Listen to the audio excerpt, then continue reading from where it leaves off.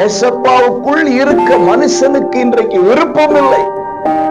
ஒருவன் கிறிஸ்துவுக்குள் இருந்தால் அவன் ஆசீர்வதிக்கப்படுவான். இப்படி சொல்றேன், நாம் இயேசுவுக்குள் இருந்தால் இயேசுவால் ஆசீர்வதிக்கப்படுவோம். அன்பு உறவுகளே, இரட்சகராகிய இயேசு கிறிஸ்து உங்களை ஆசீர்வதிப்பாருங்க.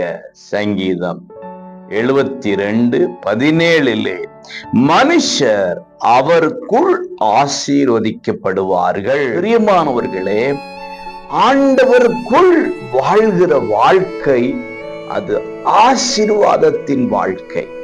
இன்னைக்கு மனுஷன் சொல்றான், என்னை யாரும் கட்டுப்படுத்த கூடாது, எண்ணம் போல் வாழ்க்கை, மனம் போல் வாழ்க்கை என்று சொல்லி தன்னுடைய விருப்பத்தின்படி, தன்னுடைய நோக்கத்தின்படி மனுஷன் வாழ விரும்புகிறான்.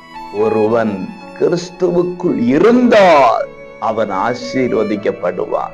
இப்படி சொல்றேன், நாம் இயேசுவுக்குள் இருந்தால் இயேசுவால் ஆசீர்வதிக்கப்படும். இன்றைக்கு ஆசீர்வதிக்கப்படாமல் இருக்கிறதற்கு காரணம் நாம் அவருக்குள் இல்லை. அவருக்கு வெளியே இருக்கிறோம், சபைக்கு வெளியே இருக்கிறோம், சத்தியத்துக்கு வெளியே இருக்கிறோம், போதை ஐக்கியத்துக்கு வெளியே இருக்கிறோம்.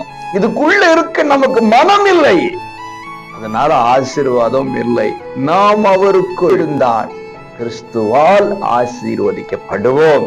இன்றைக்கு நம்ம உள்ள இருக்கிறோமா வெளியே இருக்கிறோமாங்கிறத பரிசோதித்து, ஒருவேளை வெளியே இருந்தோம்னா அவருக்குள்ள வந்துருவோம். வந்துட்டா அவரால் ஆசீர்வாதம். இன்றைக்கு உங்களுக்கு அவரால் ஆசீர்வாதம் உண்டாவதாக.